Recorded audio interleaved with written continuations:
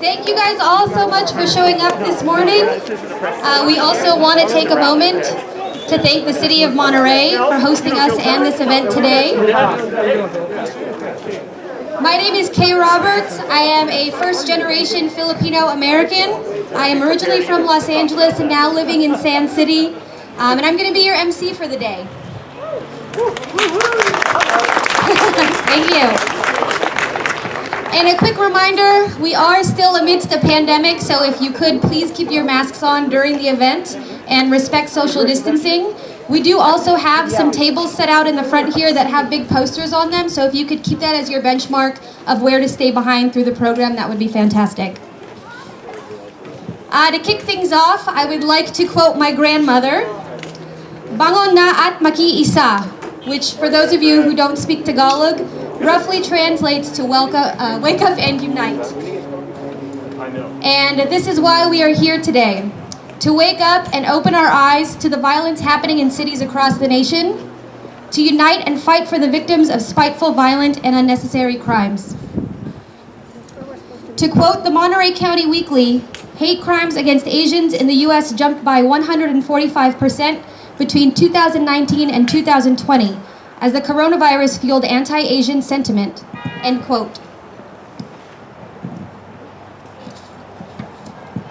There are also attacks that have not been reported, flying below the radar, if you will, many of which have been verbal attacks, which means that those figures could actually be even higher. This is why we have all shown up today, to show support and stand as one community.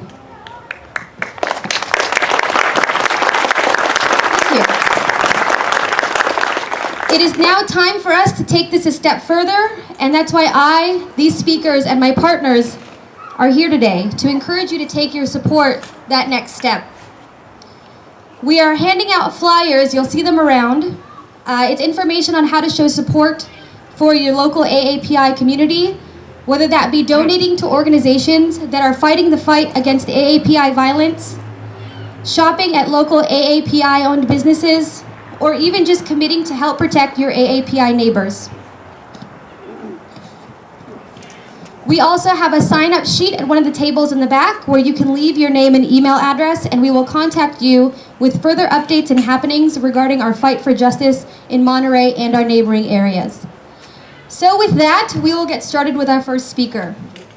Our first speaker is the past national president of the Japanese American Citizens League, Mr. Larry Oda.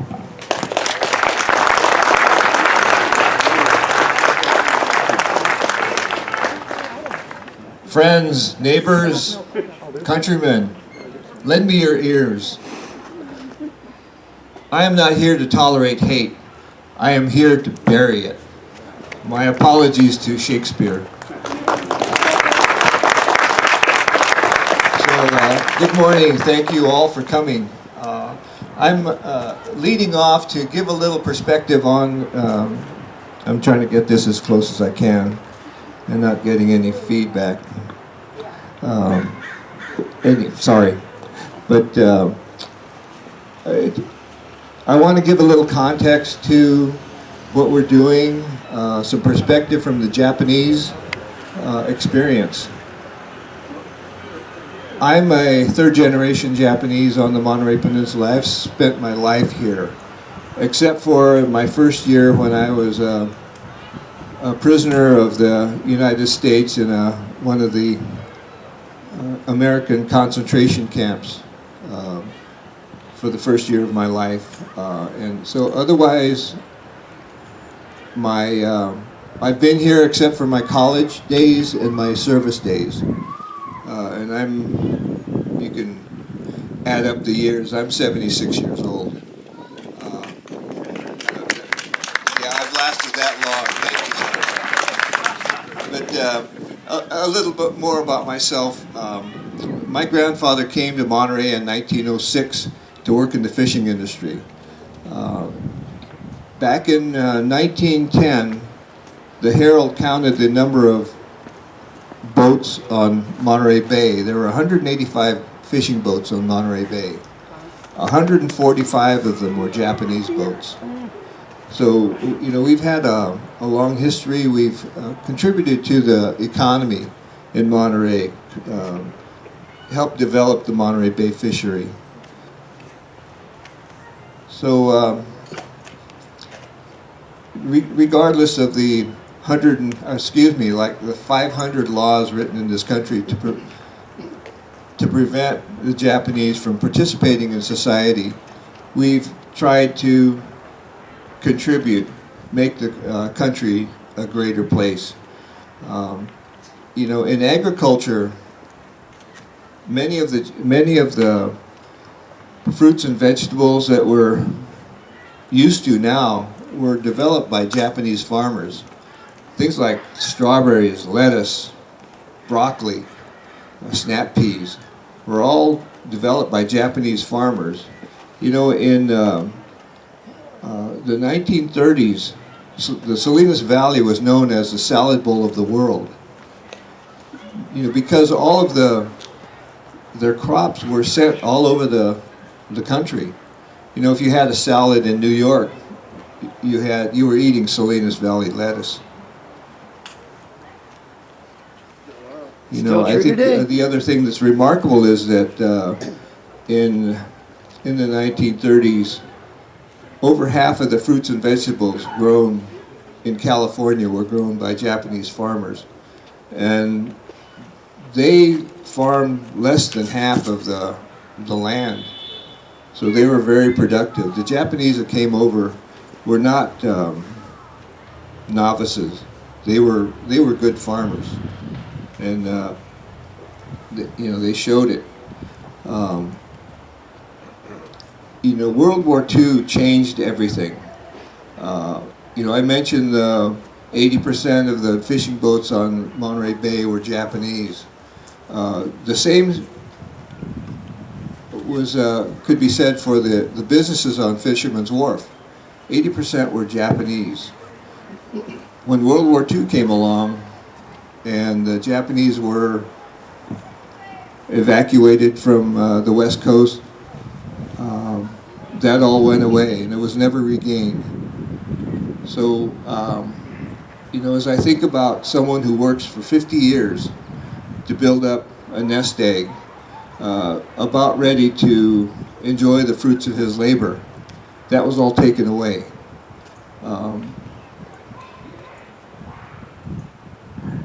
You know, it's a credit to them that they came back and rebuilt their lives. And you know, it really hurts when you work so hard and people blame you for things that aren't your fault. So when this community, Monterey, is the only community on the West Coast that welcomed the Japanese back to their homes.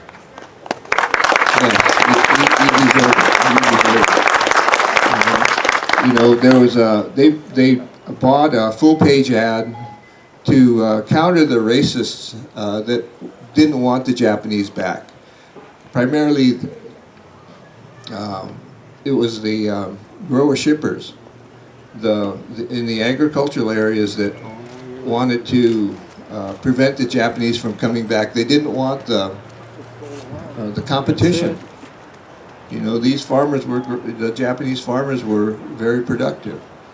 So I've been getting the high sign that I talk too long. So, you know, we've been faced with this kind of racism before, and what we've, you know, the way we've prevailed is that we've had allies. We've had the Monterey community that has welcomed us back and stood up for us and helped us, protected us.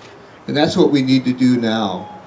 You know, we need allies. We need, if you see something, say something. You know, stand with us. I think I could go on forever, but, you know, thank you all for being here. I'm proud to be part of this community. You know, this is one of the most beautiful places on Earth.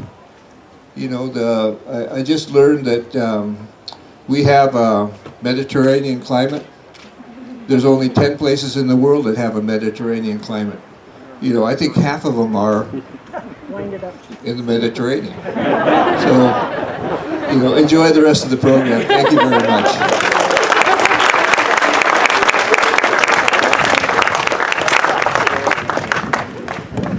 Thank you very much, Larry. And while we are disinfecting the mic, I would like to introduce our second speaker, Jerry Lo Sabato. She is a fifth-generation descendant of the Pacific Grove Chinese village community, whose village was burned down in 1906. Her ancestors came here from China in 1851.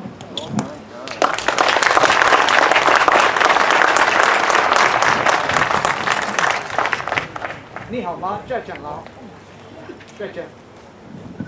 Wow, thank you for coming out on this beautiful day and gathering with us. I really appreciate it. I want to tell you that this racism against and acts of violence against Asians is not really something new. My own ancestors came to America in 1851. They came across from China in a Chinese junk, a boat with no engine, just a sail. And they landed in the Carmel area, and they built their home in Point Lobos. My great-grandmother, Kwok Moi, is the first documented Chinese female born in the Monterey area. She was a speaker of 5 different languages, and people also called her Spanish Mary because she translated for Spanish-speaking people. It turns out from Point Lobos, my family moved on to Pescadero Point, which is now the Carmel area, the Pebble Beach area, and then eventually they moved to Point Almayas / Point Alones. Point Almayas is the point where Hopkins Marine Station is, and Point Alones is the point where the Monterey Bay Aquarium is. My grandfather was born in that village in 1881. Unfortunately, because of the Chinese Exclusion Act and how people were treating the Chinese at that time, my family's village was burned down in 1906. Next month, on May 16th, will be 115 years since that village burned down. But despite that setback, and despite the fact that they made laws that prevented the Chinese from fishing the way they had been, so my grandfather had to go out in the Monterey Bay at 2 a.m. in the morning to fish and be back in before the other fishermen and whalers were coming out to sea. So despite these hardships, the Chinese still persevered. They had a tenacity. They still moved on. And although I was born in the hospital, which is just a couple of blocks away from here, back in 1949, my generation did not know these stories. We didn't know anything about a Chinese village. We didn't know about the burning of our ancestors' village. We only knew the Beach Boys and the Beatles, Peace and Love. So when I heard about these stories about the Chinese village, I thought maybe this was a village far away. I didn't know it was blocks away from where we were raised. But, and so part of me wanted to tell this story. The other part of me thought, well, the ancestors didn't talk about it. And other people told me, other relatives, you don't know anything, don't talk about it. But for those of you who know me, of course you know I'm going to do that. And so I have been talking about it for over 15 years. But with that, I have gained many friends, many allies who have stood side by side with me, have gone to city council meetings with me in case I needed help. And there are people who are out there who help me even though I don't even know them. And this is what we appreciate, is the allyship that people like you have provided for us. And I want to say that with that, something developed, and I call it change with kindness. And I have been seeing that, a change in how people look at that Chinese American story. how we're treated, and I can see other people telling the story of the Chinese village. So as we speak out about our families' histories, learn it and help us tell the stories also. And I think that, with the COVID, we've had a setback, it seems like, but I still want to urge people to keep talking about your family stories. Keep telling it. Don't be afraid, even though sometimes it is a scary thing to get up in front of people and speak to a crowd. But keep moving on, because this is our ancestors' legacy. We are fulfilling their stories, and if we let it go quiet for another 100 years, it will be a shame. So look to change with kindness, tell the stories, and reach out to others to help them tell their stories. Thank you very much.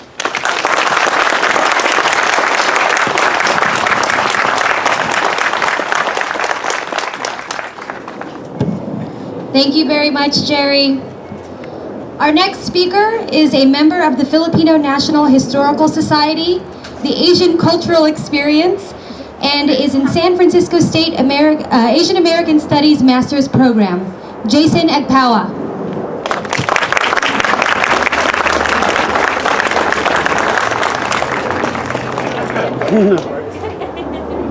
Actually, before I wanted to do my speech, I actually wanted to try an activity with all y'all. If you were at the Salinas gathering for Asian American Pacific Islander Hate and Stopping the Hate at the Salinas event, we did a similar activity as well too. But it's called the Unity Clap. The reason why I'm introducing the Unity Clap is it's something that the Filipino farm labor workers and the Mexican farm labor workers in the 60s did during their strikes. And what it did was it provided an activity or a practice that bridged language barriers and allowed to bring folks together. So this is something I learned in San Francisco State. We adapted it to a different way of doing it. But what it does is, first I'll explain it and then we'll try it together. But what we're going to do is we're going to start off with a slow clap, and it's going to crescendo. It's going to go faster and faster. And then you'll hear the phrase isang bagsak, which means one down. You'll hear dalawang bagsak, which means two down. And then you'll hear tatlong bagsak, which means three down. Isang bagsak, in the way that I learned it, is it represents the past. So we live in a time where we have to recognize the past and things that have happened before us. Pay homage to respect to those that came before us. Dalawang bagsak, it represents the present. So understanding that we live in a tension between understanding the past and then looking forward to the future. And tatlong bagsak is the future. So let's go ahead and try it. So once again, it starts off with a slow clap.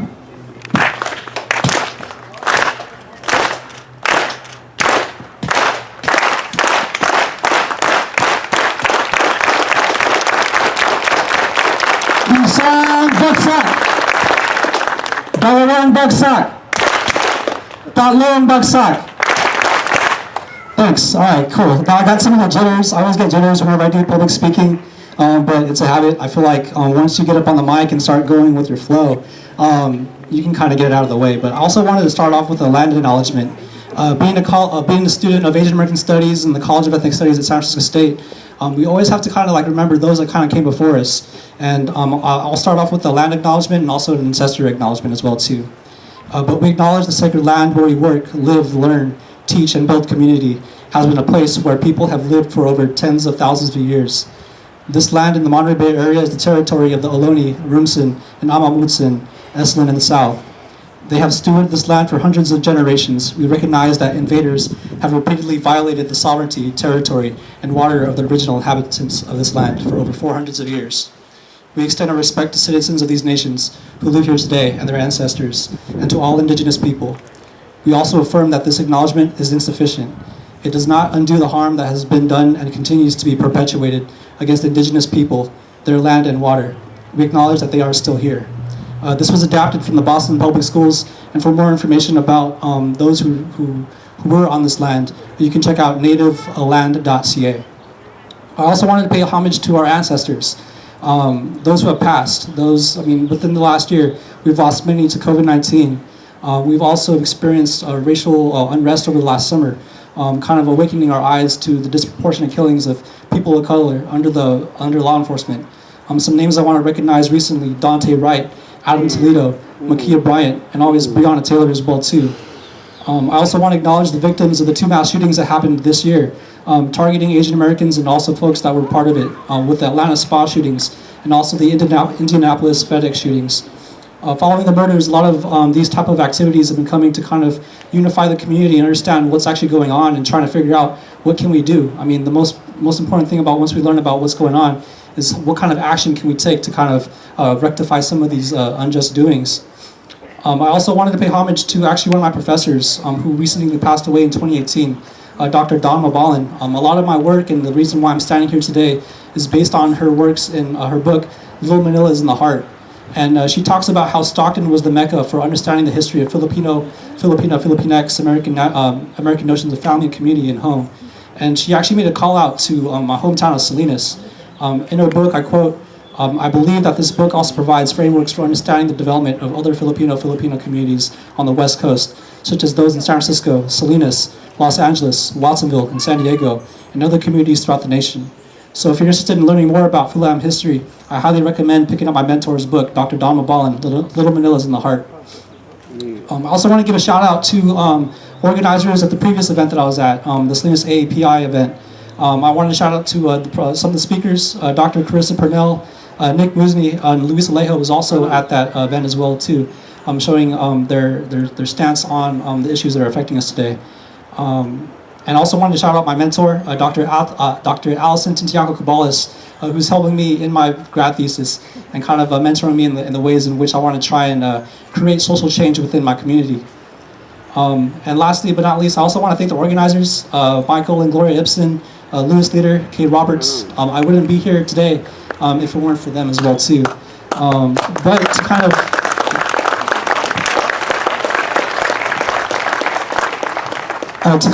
go over the reason why I'm actually standing in front of you today as a student, once again I want to bring up ethnic studies. What I want to do is promote ethnic studies, and the reason why we want to have these in our school system.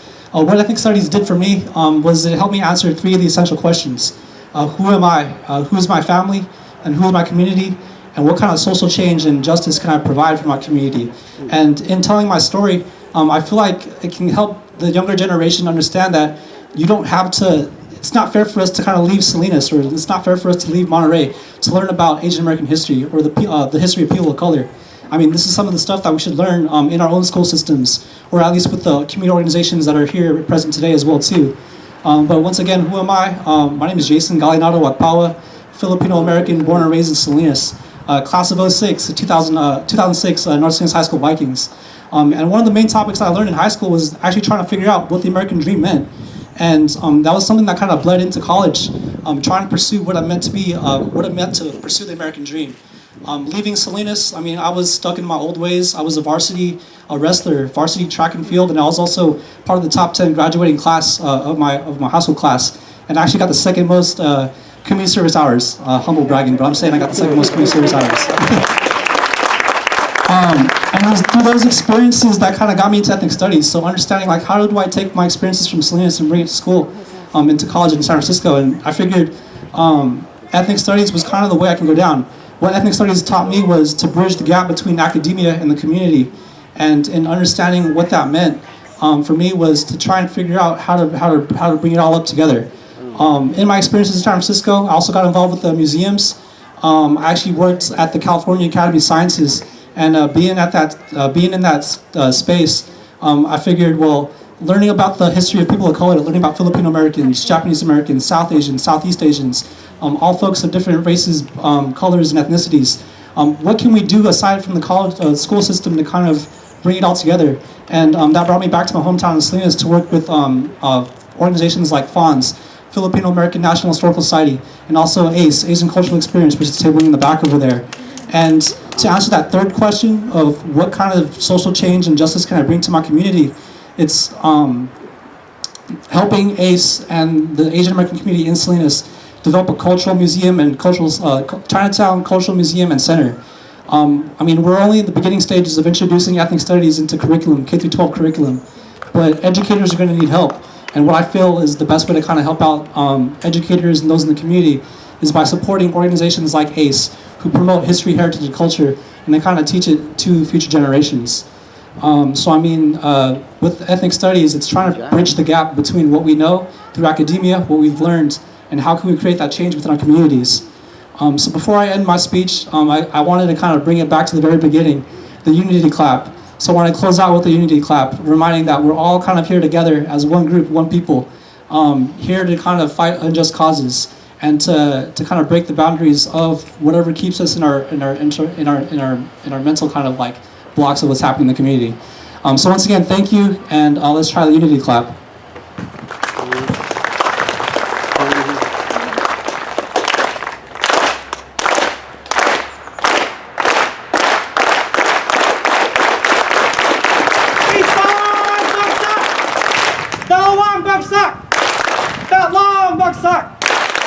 Thank you.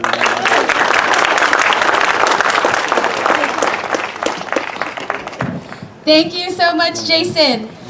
For our next speaker today, she is a professor of political economy at Cal State University Monterey Bay School of Social, Behavioral, and Global Studies, Angie Ngoc Tran.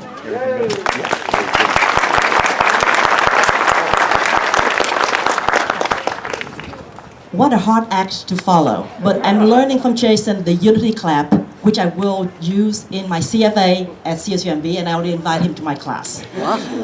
Thank you all very much for coming to this important rally. I'm very honored to be part of this rally to speak against the hate crimes against Asians, Asian Americans, and Pacific Islanders, AAPI. And I'm very honored to speak, and I would like to thank the organizers for putting together this event in a very short time and allow me to speak as a Vietnamese American woman.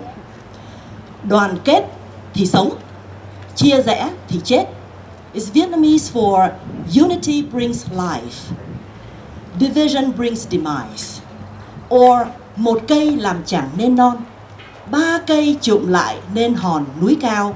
Or Vietnamese for a lone tree cannot make a mountain, but three trees together can create a high mountain. Those are Vietnamese proverbs that I learned in kindergarten, and I think it's appropriate to express them here. What I see around the lawn today is not three trees, but hundreds of them. I have 3 points and the next steps. My first point is that cross-ethnic and cross-race solidarity got me to this country.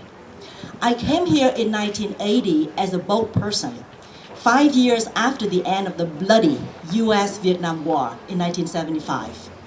But I'm only one of the many thousands of Vietnamese refugees who fled and benefited from the efforts of the African American community who, in 1978, called on the Carter administration and Congress to accept Indo-Chinese War refugees from Vietnam, Laos, and Cambodia into the US on the grounds of human rights and freedom, in the same spirit as the US accepted refugees from apartheid South Africa. My deep gratitude to the African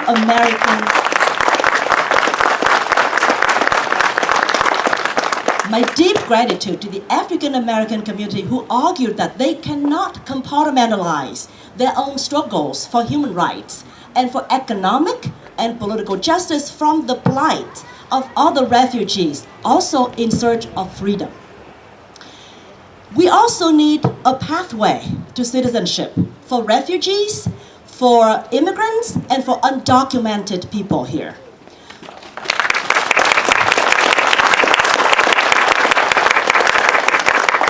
I benefited from such a pathway. Right after I got here as a boat person in 1980, 6 years later, I passed the test and became a US citizen and worked hard through the academic route to become a professor at CSU Monterey Bay for 25 years now.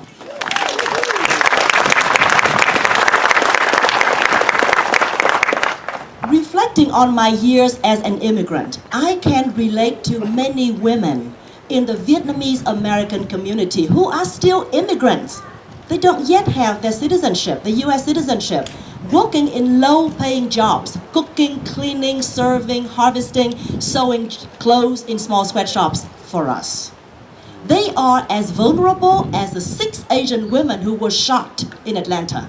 These killings reinforce the stereotypes, sexualize, and dehumanize Asian women. So in the effort to promote this rally, Tuyến and I, my fellow Vietnamese American, visited a Vietnamese Buddhist temple in Marina and local Asian businesses, restaurants, markets, bakeries, nail shops, car garages in Marina and Seaside, asking to post the rally posters, flyers on the premises. Most of them immediately agreed, allowed us to do so on their premises with appreciation in their eyes. They understand the racism and the hatred facing their communities at large.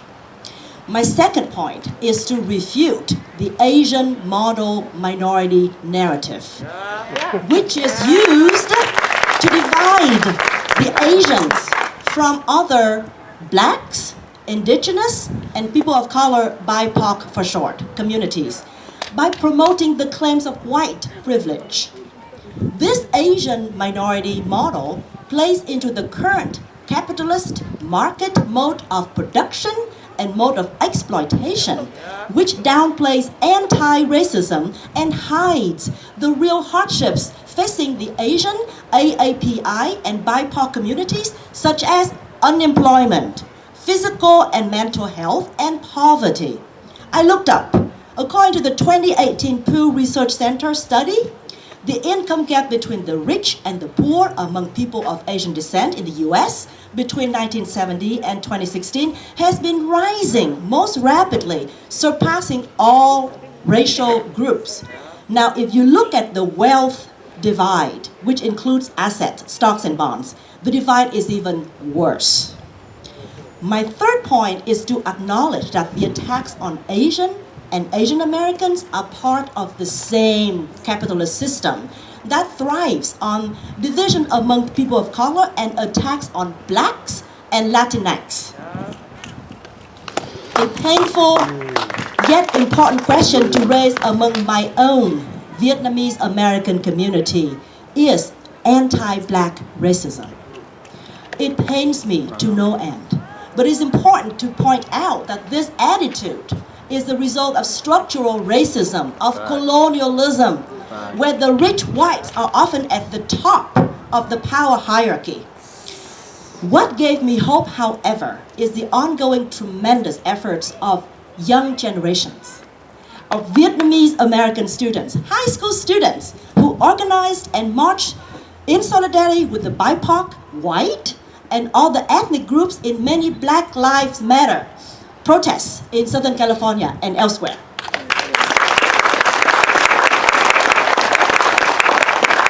Finally, what are the next steps to deal with the structural intersectional racism in sustainable ways? I strongly believe that this is not just a yellow and white problem. It is our problem to combat racism, which raises ugly head in many contexts. The sex addiction claim in Atlanta case fails to see racism in the form of racist misogyny, intersection between race and gender. So, 3 next steps come to mind. First, try to get bystander intervention training on how to do your part when bias and harassment happen in front of you. I signed up for it. 2, get to know each other and share resources. 3, try to engage in teach-in workshops to understand historical and colonial legacies of racism, to analyze the interconnections of racism, class, and gender, the Atlanta case, to understand complex implications of hate crime legislation and law enforcement approach, very relevant now, and to find strategies and tactics to combat racism and hate crimes. I want to end with a labor slogan. An injury to one is an injury to all. I hope that we can sustain this beautiful grassroots initiative by reaching out to other communities to build unity and solidarity to demand racial and social justice for all. Thank you very much for your participation and in this beautiful initiative. Thank you.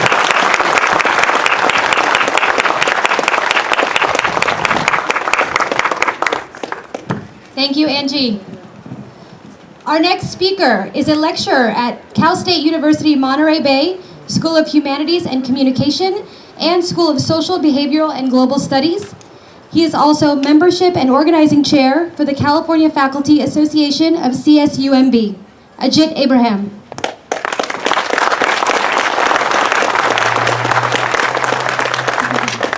Hello everyone, it's great to be here. Thank you for the organizers for hosting this event and also my esteemed panelists, and I'm really fortunate to be here, also representing the Asian Indian community. That's probably the first thing you probably realize. He doesn't look Asian. That's one of the stereotypes that Angie was referring to earlier.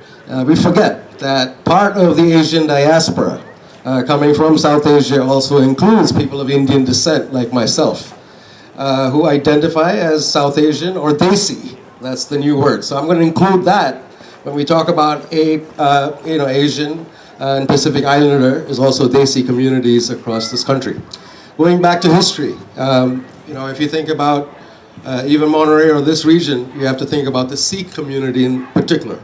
And a lot of the recent events that have been, if you think about going back to Indianapolis more recently, but also Wisconsin, if you remember in 2012, were targeted specifically at the Sikh community. And a lot of that goes back to even my own journey coming to this country as a young immigrant, but also doing my graduate school in Chicago. And why do I go back to Chicago? It's almost 20 years. And if you remember 9/11, that was significant in many respects because everything changed after 9/11. That September when I arrived from India to Chicago, I was excited, to pursue graduate school, a new country, new opportunities, new freedom. And everything changed in a week. People started looking at each other differently. People started relating differently. And those microaggressions continue even today. I continue to get profiled, for example, in airports, mistaken identity. Right? So a lot of this again goes back to education, awareness, but also what it means to be, in solidarity, right? And that's important. Even within our Asian diaspora, we have our own problems. So we have, like Dr. Tran talked about, we have internal racism issues even within our own communities. There is hate among different identities, competing ideologies. But what captures everything here is, at least in this context, is white supremacy. I'm going to call it, I'm going to name it. And that is also articulated in the recent statement that was released by the CFA, the California Faculty Association, which I'm a part of. And I'm going to read that out, and I think that is, in essence, what we are really trying to fight here. CFA, CSUMB condemns the hateful, racist, anti-APIDA, Asian Pacific Islander, and Desi rhetoric and violence that continues to terrorize our communities across this country. This brutal racism and violence has deep roots in this country and is connected to broader struggles related to white supremacy, xenophobia, misogyny, and other forms of oppression. We must be united in the struggle to dismantle the systemic racism that maintains the roots of hate against APIDA communities and all Black, Indigenous, and people of color communities in this country and around the world.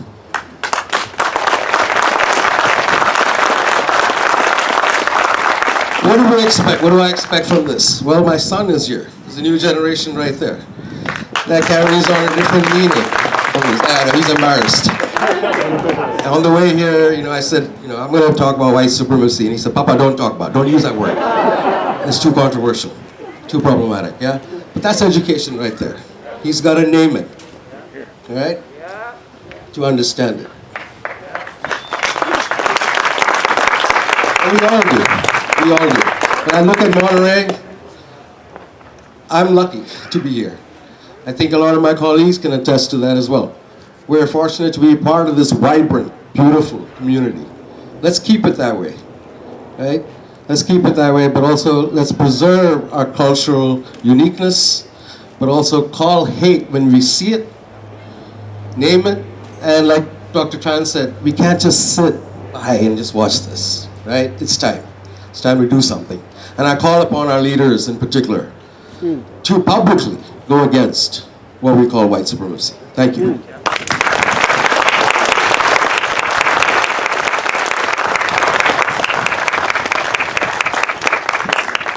Our next speaker is a first-generation immigrant. He is a professor at Cal State University, Monterey Bay, School of Computing and Design. Eric Tao.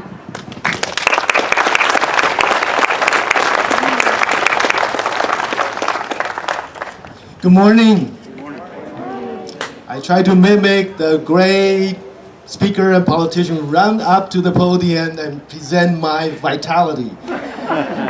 And thank you all for coming, my beautiful people.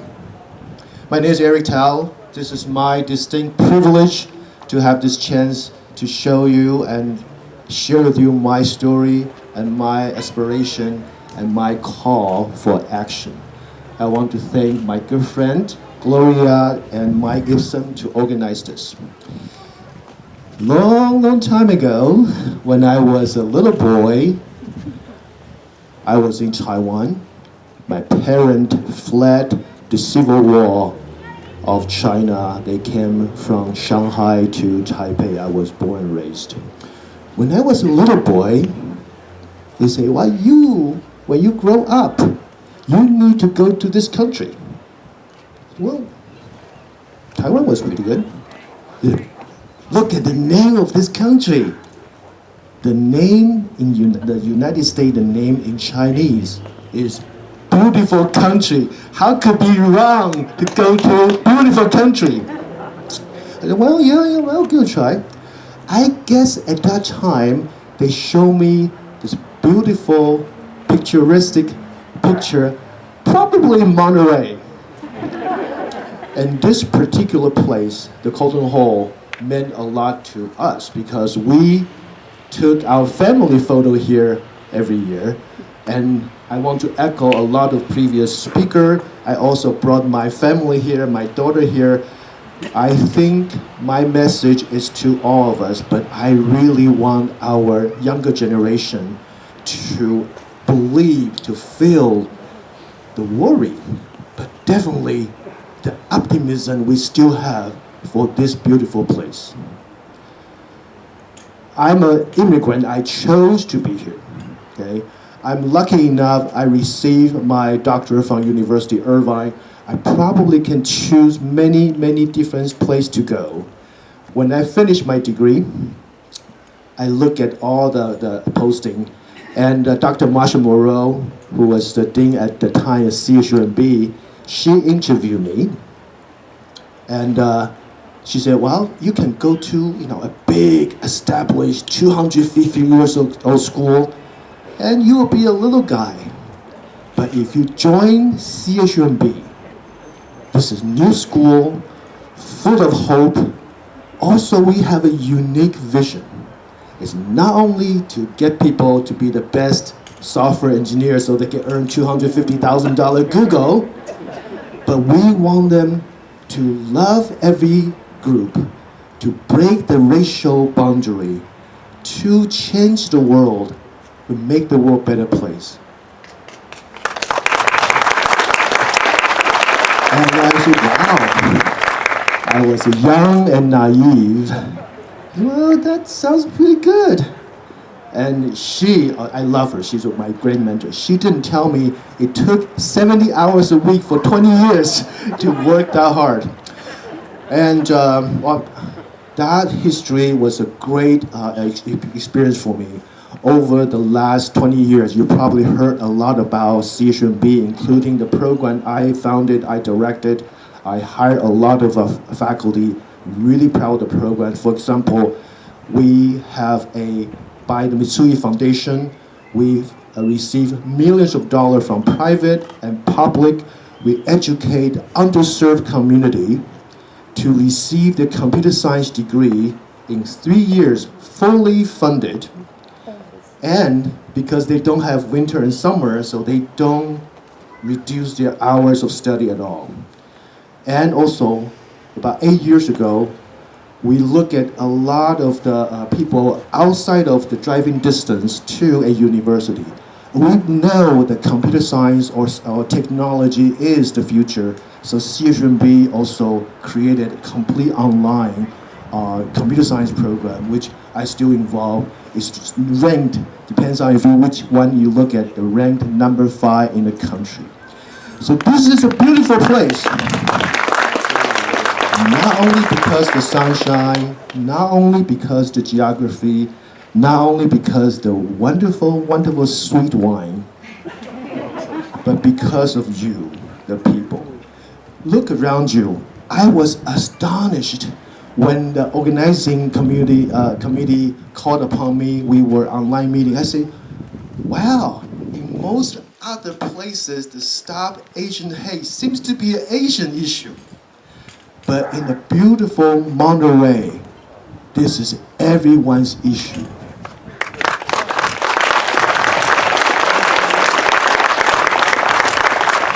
So it's a distinct privilege for me as an American, as an Asian American, to share with you my aspiration. We all know over the last, I would say, 5-6 years, the dark cloud is coming above us. Okay? We are all at fault. Okay, when I look in the mirror, I often remind myself, I am also part of the enemy, because when I see someone with a different skin color, when I see someone that looks very different than I am, I have this inside kind of fear that I don't want to know them, I don't want to drink with them, I don't want to hug them. I think as American, the beauty is that we need to look beyond that boundary. We should look at each other and see their character, see their struggle, see their inspiration. I especially want to call upon myself, my kids, my family, and all of us to reach out across the ethnic or identity boundary. We are one. The beauty of this place, because we are one. Especially for my shy, conservative, a little bit isolated Asian friends, reach out. Even this lowly Eric Tao is daring enough to go on a stage using my second language to call for action. Cross the boundary, love your neighbor. We are in the beautiful place. We want to fight not against each other, not against another group. We want to fight against the injustice. We want to stop the hate. Thank you so much.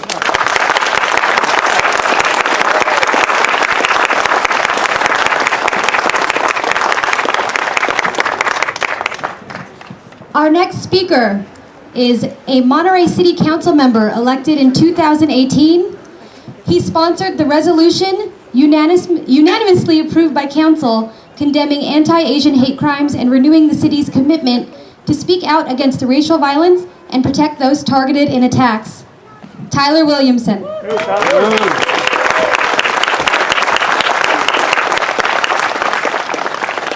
How's everybody doing today? Why don't we bend our knees a little bit? I was getting a little bit stiff here. Don't pass out. I want to thank the organizers for inviting me today as a non-Asian, Asian American, and Pacific Islander to stand here as an ally. Thank you so much for having me.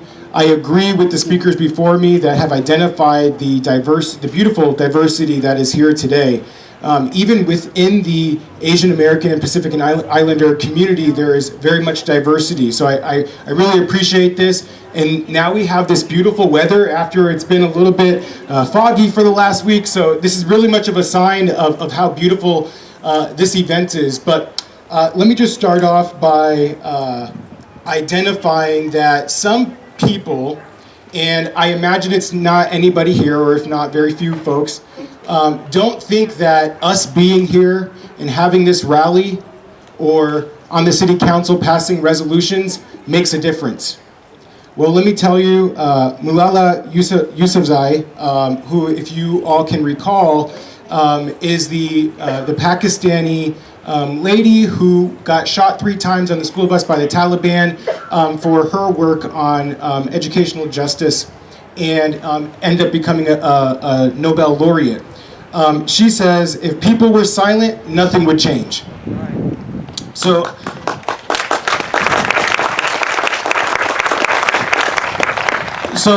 I'd ask you all to just kind of think about this a little bit. Think about if you were from this community, one of our neighbors or one of our community members or visitors to this beautiful place that did identify as Asian American and Pacific Islander. And imagine you're walking to the grocery store and you feel some uninvited hands in the small of your back shoving you forward, and you fall to the ground, creating abrasions on your hands and knees. It's not only the pain of that experience that you go through and that trauma, that carries with you, as you can imagine, a little PTSD. So you move forward from that experience and you ask yourself, what did I do wrong? Could I do something different to prevent this from happening for me again? Should I cover my face so that people can't recognize my identity? Do I need to organize with my neighbors in my community so that I can feel comfortable in going to the grocery store? I think the question that we all should be asking is, what can we do to create a world where these types of incidents don't even happen in the first place?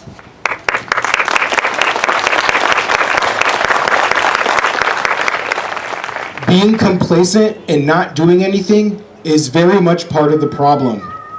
It can become a very slippery slope when we allow these types of incidents to happen to one identity group, and it quickly snowballs until we develop deeper and deeper divides amongst our various identities. We've seen this with Nazi Germany in the past.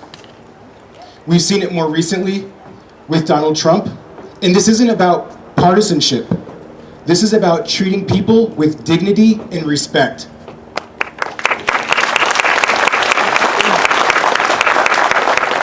We all must take responsibility. We must work together, stay united, and understand that the harm that's created, taking away of somebody else's, of one identity's human rights, is taking away of the human rights for every single one of us.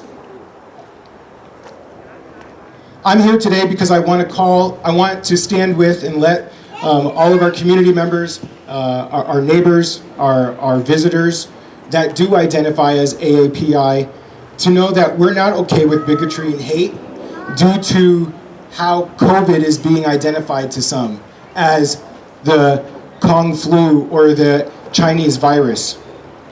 In fact, it's not okay if it happens to anybody, anywhere, at any time.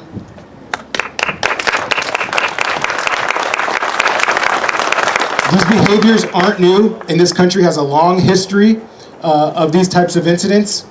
So I encourage you all to be attentive to the beautiful stories of those that come from the community that spoke before me.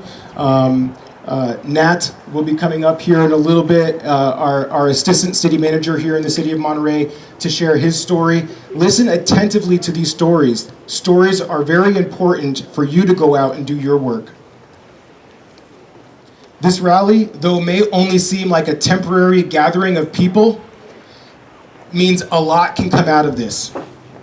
We can make a difference. We can work at this together. Thanks again to the organizers. Thanks again to all of you for being here. And there's a lot of support from local leaders. So I encourage you all to leverage that. Come to our council meetings, write letters to your elected officials. One of those leaders is our outstanding representative, Jimmy Panetta, who's been fighting tirelessly for equity and justice for not just his constituents, but for all of us. I'm honored and glad to call him a friend and appreciate his positive influence on me as a young elected. Thank you.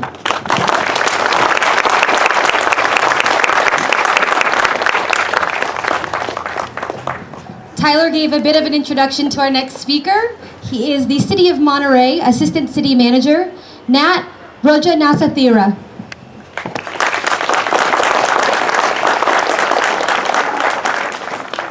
Good, I think it's afternoon already, so good afternoon everyone. Hope you're all doing well. Really appreciate you being here today, and oh my gosh, wow, what a wonderful panel of speakers, and I am so humbled to be here with all of you this afternoon.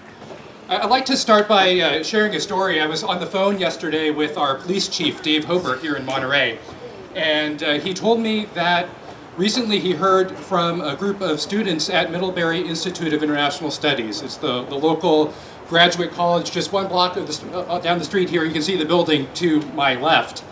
And there were reports of Asian American and Pacific Islander students who were visiting a city here on the peninsula and were verbally abused and were attacked with racial slurs. And as a former CSUMB student who took classes at MIS, I can feel for that experience. The makeup of the international student population at MIS is 30%.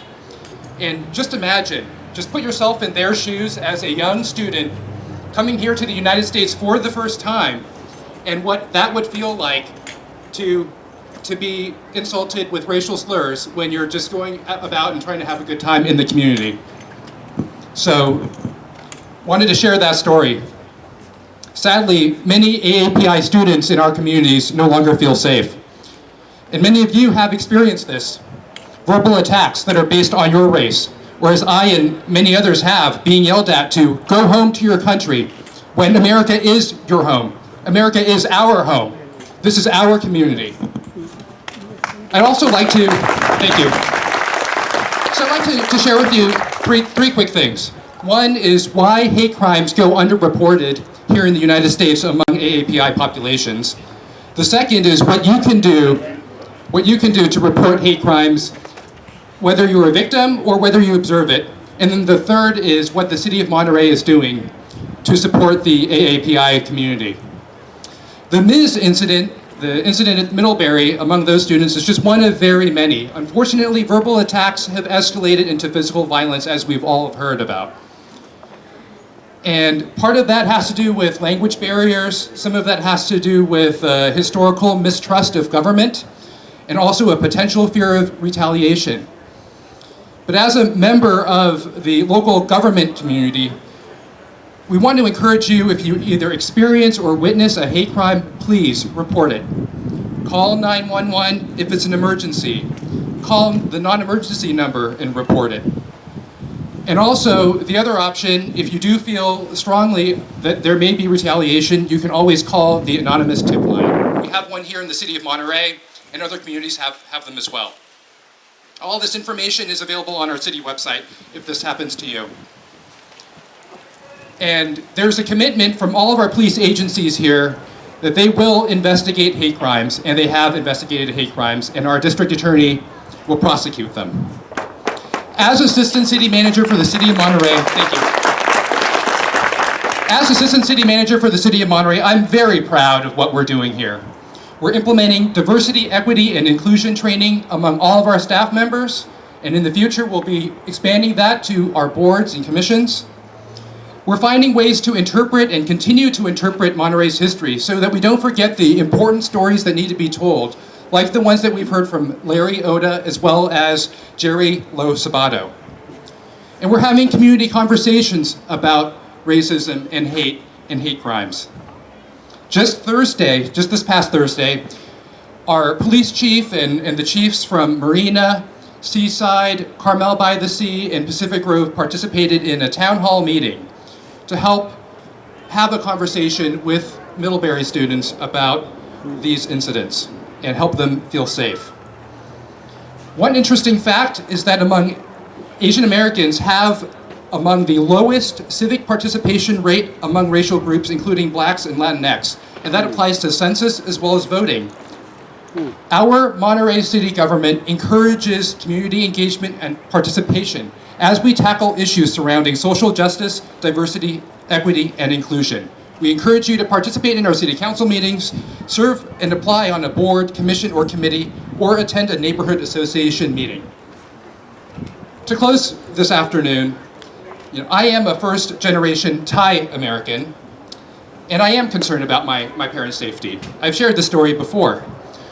Both of my parents permanently relocated from Thailand and immigrated here to the United States in the 1970s. And for decades now, they've been very proud United States citizens. And this is the first time in my life that I've actually felt concerned about their safety due to racially motivated violence. It's very sad when you hear stories like the one from last Sunday, where there was an elderly Korean couple in Southern California enjoying their walk, their daily walk in their neighborhood park, and got punched in the face and attacked. Wow. Fortunately, the perpetrator was apprehended because the hate crime was reported, and the Orange County DA's office is prosecuting it as a hate crime.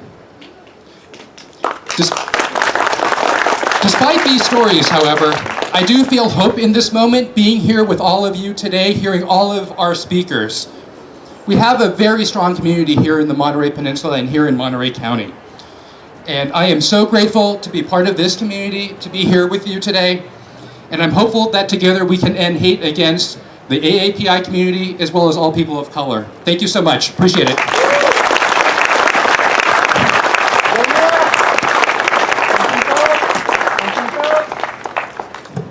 Before I introduce our last speaker, I would like to thank Clyde Roberson, the City of Monterey Mayor, for being here today with us. And if there are any other elected officials that are here that would like to come up and introduce yourselves, please feel free. So again, thank you all for being here. Our last speaker today is a U.S. Congressman serving the 20th District of California. He is a Navy veteran who served in Afghanistan. He is a former prosecutor in Alameda and Monterey counties before being elected to Congress in 2016, and he now serves on the Ways and Means, Armed Services, and Agriculture Committees in Congress. Mr. Jimmy Panetta.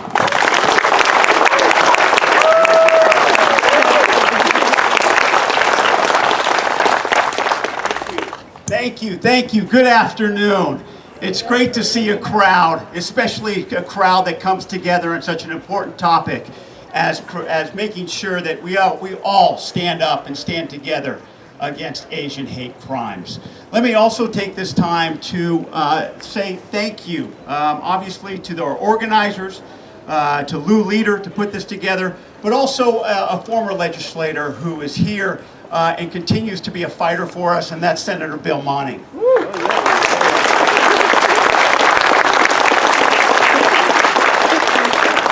Let me also take this time to thank the speakers that all of you have heard from. Speakers that really shared their stories and highlighted something that is so important to us. The pride that we have here in our community, yes, in Monterey, but throughout the Central Coast, the pride that we have in our Asian community. But also the response that our society needs to have when it comes to the sickness that is this Asian hate crimes. Look, for generations here in Monterey, throughout the Central Coast, throughout California, throughout our country, Asians have come to this area and contributed so much, as you heard, yes, to our economy, to our fishing industry, to our agriculture. But more importantly, Asians have come here and contributed to who we are as a country, our identity and our culture.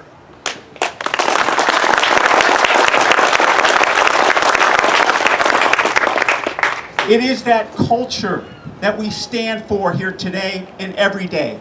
Yes, as a community of immigrants, as a nation of immigrants, men and women, families who have come here to give their children a better life, to live that American dream. But as we know,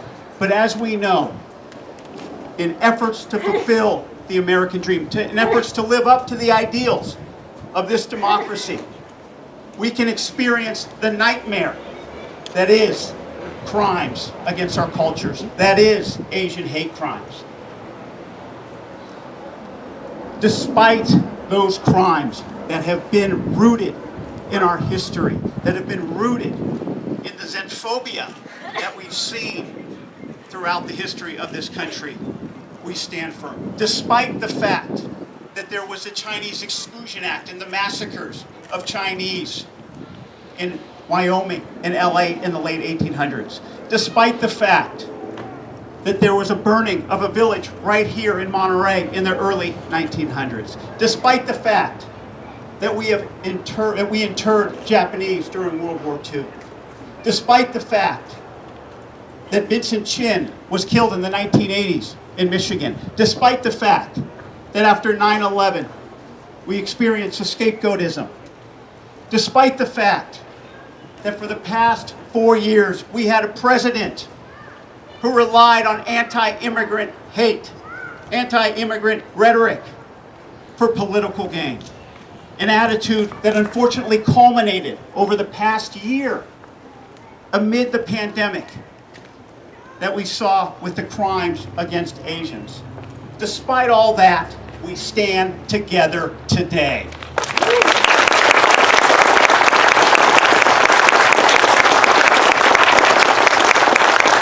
And despite our outrage over the crimes that we've experienced recently, we must be galvanized to do what we do best in this community and to do what we do best in our country. Despite the challenges that we have faced throughout our history, we have succeeded because we have stood together. We realize that in order for this country to succeed, in order for our communities to succeed, we must constantly work to improve, to better, and to continue to form a more perfect union. And we must do that at every single level, okay? We do that in our community with gatherings like this, and all the way across the bay in Santa Cruz with the establishment of the Dragon Gate along the San Lorenzo River. We do this in our local governments with resolutions standing firm against Asian hate. And yes, we even do it in Congress, as we saw this week, when the Senate actually did something and passed the anti-Asian hate crime bill.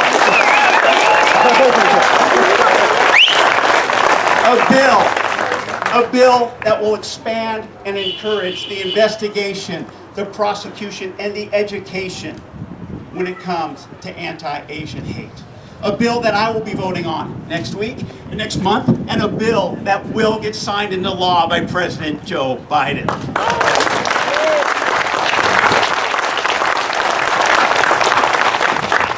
It's those types of efforts that we must do, because despite that vote, despite that law, as you heard today, we must always have our voice. We must always speak up. It's our voices that need to continue to be heard. Yes, they're heard today, okay? But every day going forward, they need to be heard.